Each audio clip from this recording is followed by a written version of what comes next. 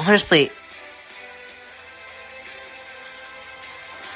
Simmons, I'm saying, like, Giannis has to look in the mirror and realize that he's not a shooter, but at least he's a little confident in his jumper. Simmons doesn't seem confident in his jumper at all. That's a problem. And, Embiid and Simmons haven't ever seemed to have gotten along, And it feels a lot like a Shaq-Kobe thing, like a poor man's version of the Shaq-Kobe thing. Because Shaq and Kobe were winning titles. And it was like, okay, what do we do here? Do we get rid of Shaq? Do we get rid of Kobe? And, I honestly think if I were doing this back then, that I would definitely say Kobe. And obviously, in hindsight, that was the perfect thing to do. But Kobe was, I think, the obvious answer, though, because he was heading into his prime, and he was a lot younger than Shaq. Shaq seemed like he was doing the complete opposite. He was older, and he was going out of his prime, kind of. So I think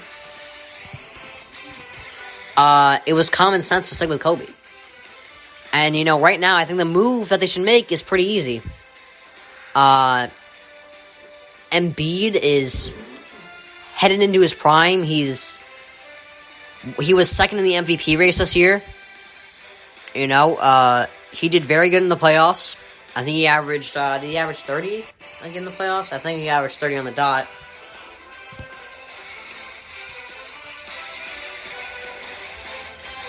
Let's see. He averaged 28. Yeah, he's doing a very good job. He's definitely headed in the right direction.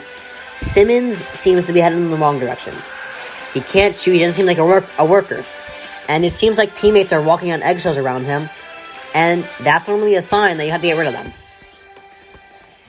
So I think you should definitely get rid of Simmons there.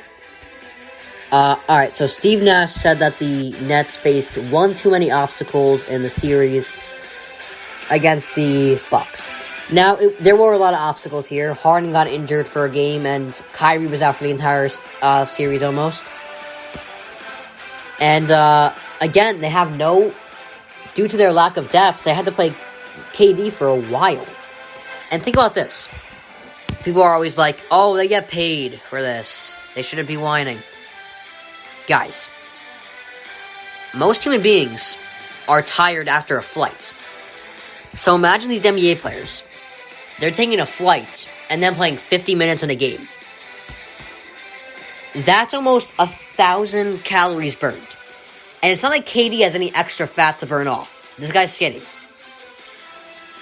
And he's playing 50 minutes of basketball after a flight. He deserves that kind of money. But props to KD for putting on a great performance against the Bucks. Finally,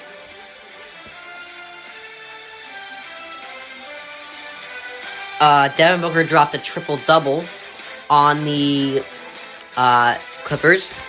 And, Phoenix is so easy to root for. They've always had a great NBA city. It just was tough to root for them. Like, go to their games, really. Because they weren't winning, really. Like, why would you want to go to a game just to watch a team lose? But now that they're winning, it's perfect. And I think CP3 is a very easy guy to root for right now, considering the path he's been on and the obstacles he has overcame.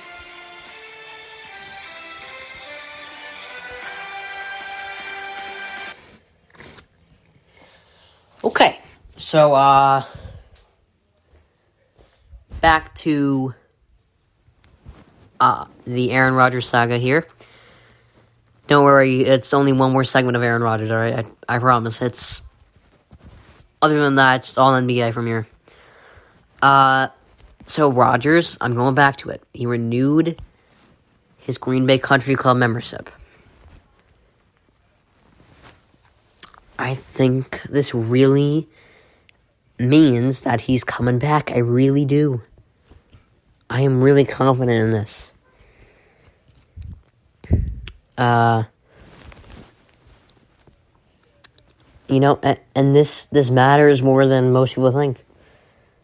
Brady, it's a huge move, even for a rich family, to just move, especially when the guy's on the market. That has to mean something. And I'm telling you, it doesn't mean it doesn't make sense that he would renew his membership and then not show up to training camp. Or not play for the Packers after that. And I have another example. I'm going to throw this at you. LeBron bought a second house in LA. That does not mean he's staying in Cleveland.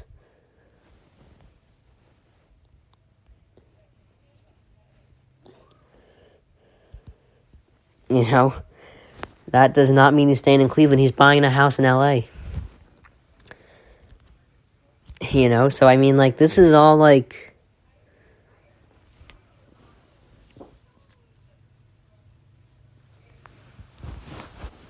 I mean, I think this is a little, I don't know. I feel like I'm really contradicting myself right now, though, unfortunately. But I just, bro, I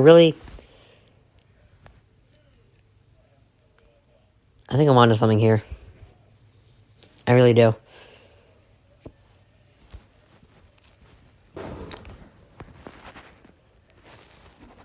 Alright, so, and finally, this is I got Simmons and the Sixers. I got another thing to say about that. So, I really think, I do think he has a lot of value. I mean, more value than people would think. I think he's a lot like Andrew Wiggins, you know? He didn't meet expectations for the first team he was on in the Sixers. And, Wiggins didn't meet the expectations he had for the Timberwolves. But then they go to another team who doesn't need what their weaknesses are. Like, if Simmons were to go to another team that doesn't need shooting, they just need defense and passing, it's going to be all of a sudden like, Ben Simmons can play. Like, Wiggins goes to the Warriors, it's like, oh, he's not that bad. You know, I think if you trade either Draymond for Simmons or Wiggins for Simmons, you know, I think it's a pretty fair deal. You know, I think Simmons would be a good trade, honestly.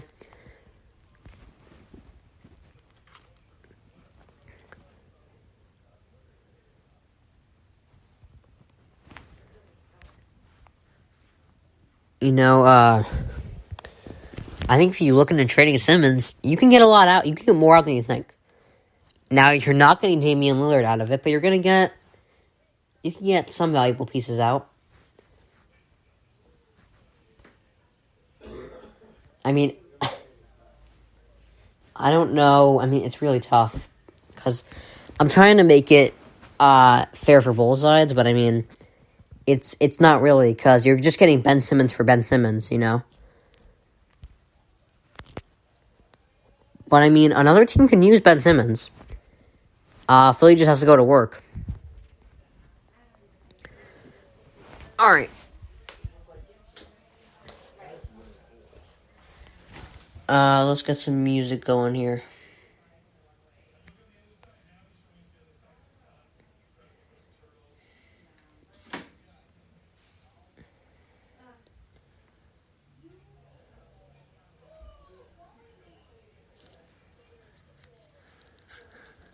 Alright, wait a second here.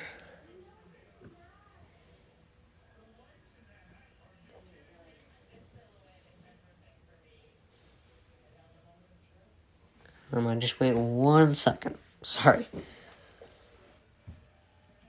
Okay. I'm really having Wi-Fi issues today.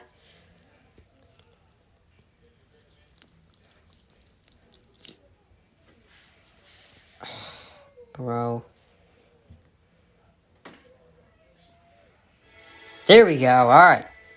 So, Sean McVay said that Stafford is even better than advertised. Now, think about this. McVay all of a sudden got aggressive like 2 years ago, right? I know why. It's because he wants to be the best. He wants to be Shanahan. And what McVay realized, and I hope the Packers realize this, is that he knew he's in the best division of football, and if he wants to win it, like, because most teams are worried about getting to the Super Bowl. Like, they're worried about beating the other teams in the league. Like, the Packers, they don't really have a division rival that can really compete with them.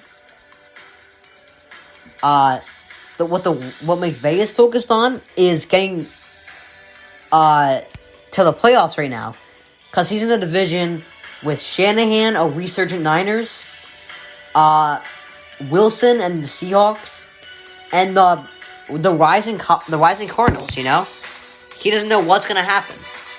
So, you know, he's getting aggressive because he wants to be the best in the best division. You know, and he has the roster to do that. He's got, in my opinion, a top 10 or top 12 quarterback. He's got a good running back, a great receiving core, a good offensive line, the number 1 ranked defense last year, and his own self. You know, yeah, his own self is a good piece of the team. And I think the Rams can win the division. I really do. I think they have the best overall coach in the division. And I think their roster is neck and neck with the Niners. You know, I think this is their division to win right now. Alright. So the Niners are apparently working on Lance's full arsenal right now. And, you know, these practices, you know, most people don't think they're important, but there are certain quarterbacks that the preseason and the practices right now are important for. Like, Mac Jones has to prove that he's actually an NFL quarterback, because anyone with half a brain knows how bad the Alabama quarterbacks have fared in the past. You know, Jordan Love. Like, if Jordan Love doesn't do well, you know, it's going to be like, oh gosh, what's going to happen when Aaron Rodgers retires? We're not going to have a good quarterback after him. You know, it's going to be like a lot of panic. And with Trey Lance, if he doesn't play well, oh gosh, what if Garoppolo gets hurt? What's going to happen? We don't have a backup. Yeah, exactly.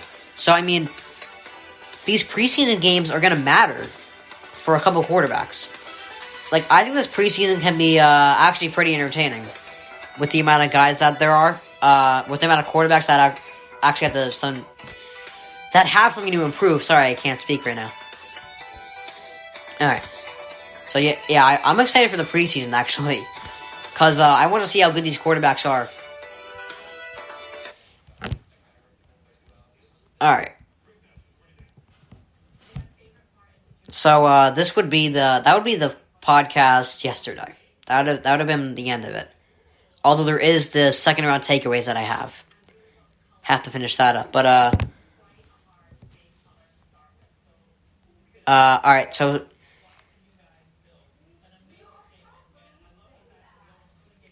you know, with Ben Simmons, like, one of the reasons I don't think a swap with him and Wiggins would work is because not only are they similar, they have similar salaries. And I don't think Simmons deserves the money he's making, because I wanted to pay him this much to not play in the fourth and not shoot, you know? He's not going to... I mean, I'm paying a point forward who can't shoot and doesn't play in the fourth and doesn't even shoot in the fourth, doesn't even attempt a shot in the fourth. You know, I'm not paying him that much money. Are you serious? You know, and it doesn't look like Simmons is attacking his weaknesses, like I said. Like, LeBron attacked his weaknesses. Like I said, after that 07 finals against the Spurs, LeBron attacked that problem shooting. Like, he had... his shooting percentage was not good. And I don't hold him... I don't hold it against him for losing that finals. I mean, first of all, he was 22 years old playing against Tony Parker, Manu Ginobili, Greg Popovich in their prime. You know, he's not going to win that either way without a certified Batman. Or Robin, my bad.